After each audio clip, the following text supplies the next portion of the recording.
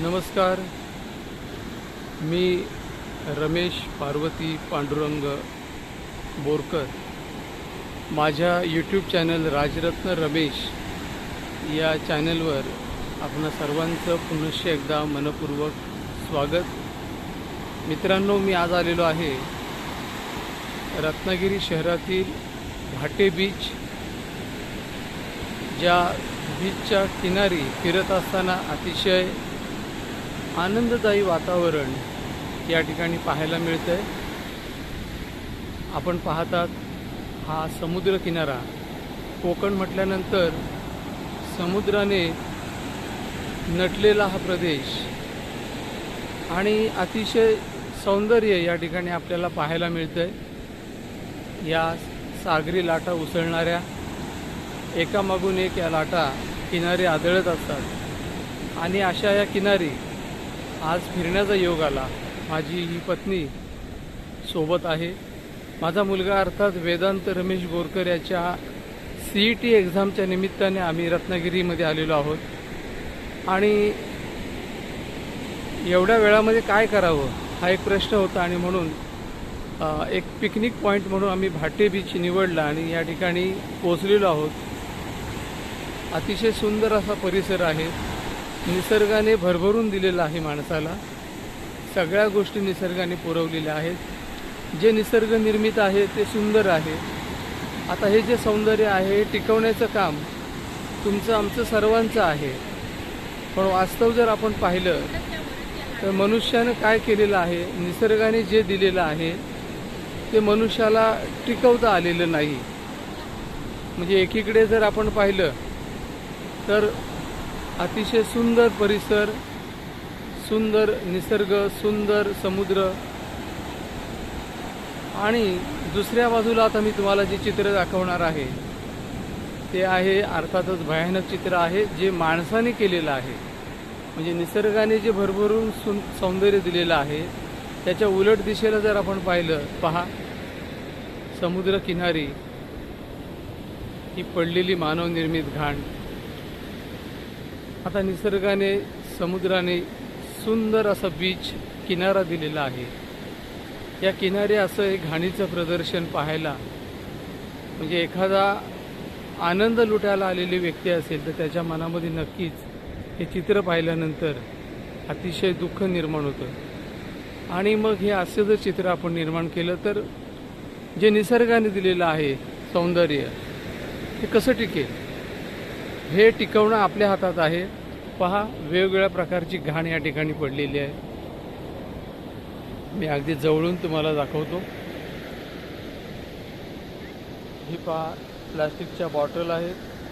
दारावर लटकणारी बाहुली आहे. आता बाहुली अशी आहे की माझ्या घराला कोणाची नजर लागू नये. केवढी मोठी अंधश्रद्धा आहे पहा या बाहुलीची करामत. ही बाहुली सर्व काही करते. घराला लटकवल्यानंतर दरवाजासमोर कोणतेही संकट आपल्यावर येत नाही असं माणसाची समज आहे.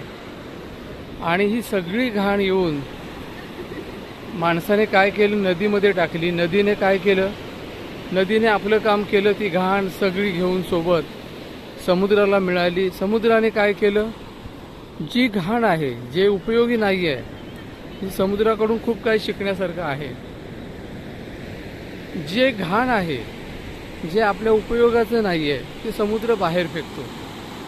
हे समुद्राला कळतं, निसर्गाला कळतं. पण ज्याला बुद्धी दिलेली आहे, बुद्धिजीवी घटक म्हणून माणसाची ओळख आहे, त्या मनुष्यालाही कधी कळणार की जे चुकीचं आहे ते चुकीचं आपल्यालाच पुसावं लागणार. आणि म्हणून अतिशय सुंदर किनारा या ठिकाणी असतानासुद्धा हे भयानक चित्र या ठिकाणी आपल्याला पाहायला मिळतं आहे. या ठिकाणी ही माझी मुलगी वैभवी रमेश बोरकर BAMS सध्या नागोठणे या ठिकाणी चालू आहे आणि तीही सोबत आहे आमच्या. तिलाही खूप आवड आहे या गोष्टींची. मागासपासून तीसुद्धा या ठिकाणी व्हिडिओ करते. आणि ही वैभवी रमेश बोरकर आणि ही माझी पत्नी रसिका रमेश बोरकर. आम्ही समुद्रकिनारी फिरतोय, मात्र तो आनंद घेत असताना दुःखही वाटतंय की एवढी घाण ही मानवनिर्मित आहे. जे निसर्गाने भरभरून सगळं चांगलं दिलेलं आहे ते टिकवता आलेलं नाही. आणि कुठेतरी हे बदलायला हवं आहे, सिस्टम बदलायला हवी, तसे कायदे करायला हवेत आणि कायदे जर चांगले केले, त्याचा जर अंमलबजावणी छान केली तर असं भयानक चित्र आपल्याला पाहायला मिळणार नाही. परदेशामध्ये नदी, समुद्र यांची योग्य ती जोपासना केली जाते. जे निसर्गाने दिलेलं आहे सुंदर, ते सौंदर्य ते विदेशातले लोक टिकवतात. मात्र आमच्या भारत देशामध्ये अतिशय वाईट वाटतं की जे सुंदर आहे त्या सुंदरतेमध्ये अधिक सौंदर्य कसं निर्माण करता येईल हे मात्र आम्ही शिकलो नाही, हे आम्हाला टिकवता आलं नाही. पहा, त्या बाजूला दूरवर जर आपण पाहिलं तर प्लास्टिक बॉटलचा खूप खूप अक्षरशः असा खचून या ठिकाणी प्लास्टिकच्या बॉटल पडलेल्या आहेत. अतिशय भयानक चित्र. मात्र हा जो समुद्र किनारा आहे यामध्ये आंघोळ करणं पर्यटकाला शक्य नाही, अतिशय तीव्र उतार आहे आणि म्हणून फक्त या ठिकाणी मनमुराद तुम्ही चालू शकता समुद्रकिनारी, पण आंघोळ करणं या ठिकाणी शक्य नाही कारण अतिशय तीव्र उतार आहे. मात्र याच रत्नागिरी जिल्ह्यातील दापोली तालुक्यामध्ये मुरुड कर्दे या ठिकाणी लाभलेला जो समुद्र किनारा आहे, बीच आहे, त्या ठिकाणी आंघोळ करणं सहज सोपं आहे कारण त्या ठिकाणी तीव्र उतार नाही आहे.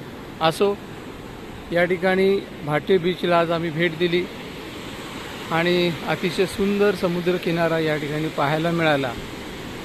भविष्यामध्ये मला आशा आहे की माझ्या या बाजूला जे सौंदर्य आहे आणि त्याच्या विरुद्ध बाजूला ही जी घाण आहे ती घाण नक्कीच निघून जाईल.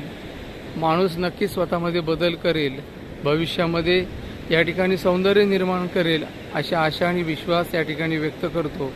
आणि आजचा हा जो व्हिडिओ आहे छोटासा, त्याला मी पूर्णविराम देतो.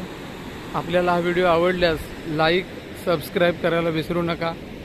आणि असेच काही वेगळे अनुभव घेऊन, काही वेगळ्या गोष्टी, वेगळे विषय घेऊन मी आपणासमोर येईन.